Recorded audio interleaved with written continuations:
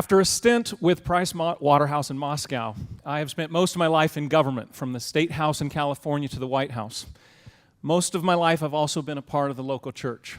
And with deep respect for both, I can say this unequivocally. Without the church, foster care is often just a cold system.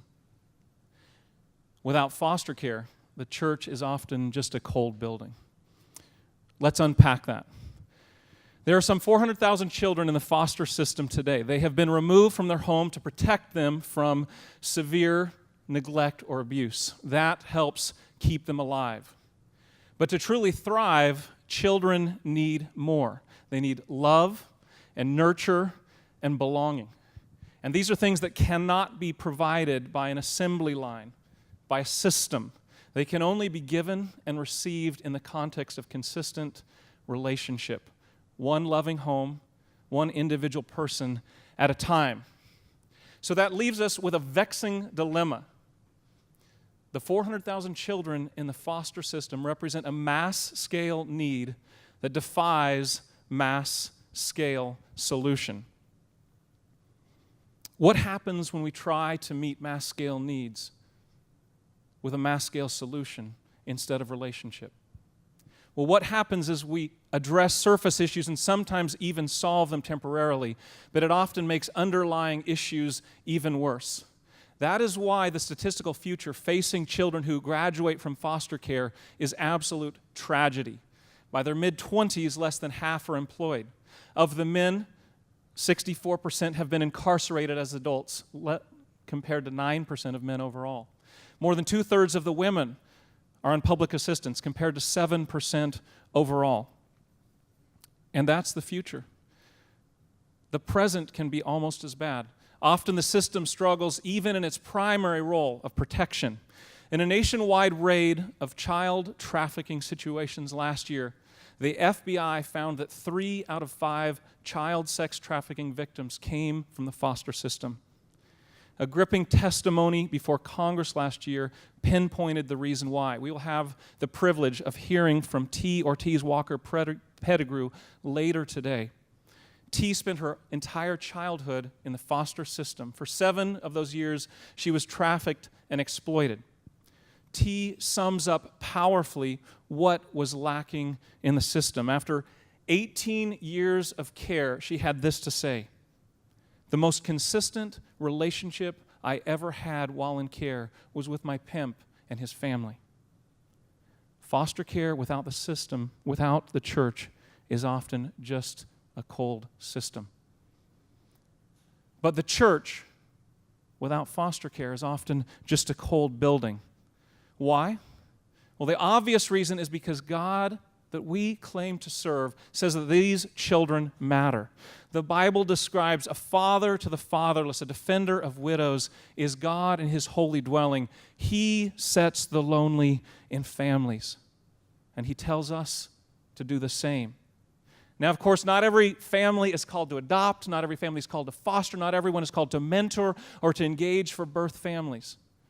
But every Christian community is called to live the pure religion that James describes as caring for orphans and widows in their distress. A church that fails to do that obscures God's heart. It neglects his call. It operates more like a building than a body, like a system itself. A church like that is likely to have only facade community, feeble theology, and flavorless witness to the world. But the opposite is true as well. When a church engages foster care together, vibrantly, wholeheartedly, we see a building become a living body. We see community growing deeper. We see theology growing richer. We see the witness growing more vibrant. Opening heart and home to precious, hurting children is not easy. So every member of the church is needed. It's not just about the families that are adopting or fostering or mentoring or serving birth families. Every single individual is needed. I think of a woman in my home church, Lorraine Withers, who did the shopping for my family, all the groceries for more than a year after we brought our daughter home. I think of an orthodontist and a mechanic and a hairdresser and a lawyer who provide their services free to families who are caring for kids that came from foster care. I think of a friend who had 2 African-American children placed with his Caucasian family unexpectedly. That afternoon, the pastor's wife, an African-American herself, showed up at their door with a basket full of products, and she gave them a 3-hour crash course in African-American skin care and hair care. Along this journey, a church community gets to know not only each other's hearts more deeply, but God's heart. That's theology. There may be no more dramatic claim in all the world's religious literature than what we find in Deuteronomy. In chapter 10, verse 17, it says this, "For the Lord our God is God of God and Lord of lords, the great God, mighty and awesome." And yet the very next verse says this, "He defends the cause of the fatherless." The most powerful being in all the universe cares deeply and personally for the most vulnerable beings on our planet. That tells us so much about Him, about His love for vulnerable children, His love for each of us, and it points us ultimately to the gospel. As a church grasps this and begins to live it out together, it bears vibrant testimony to a watching world. I love a story that ran in the Oregonian last year. It was titled, "A Revolution in Oregon's Foster Care System." Now, this is considered the least religious area of America, and yet the article described how 60-some churches have come together to serve not only the children in the foster system, but their families and the weary social workers who are caring for these people every day. It even described how they have repainted and renovated all 8 of the child welfare offices in the region. And the article quoted a 20-year veteran of the system saying this, "It means the world to me to feel that we are in this together. I can't say it enough. I'm moved to tears often." My friend Esther was moved also. When she was 9, her father left the family.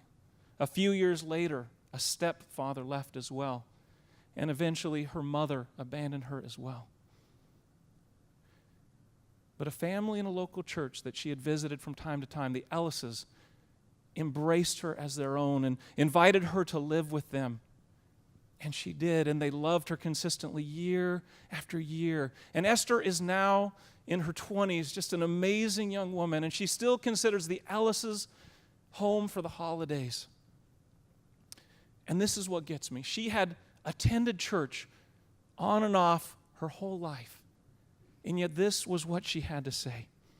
"All my life, I had heard about God's love, about God as my Father.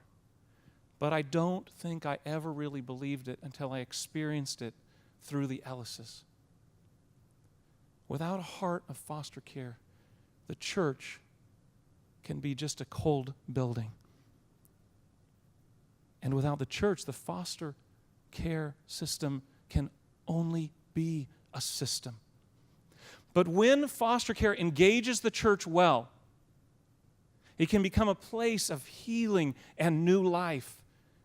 And when the church engages foster care well, it too can become a place of healing and new life, not only for those who are being served, but also for those who are serving, and for a watching world as well.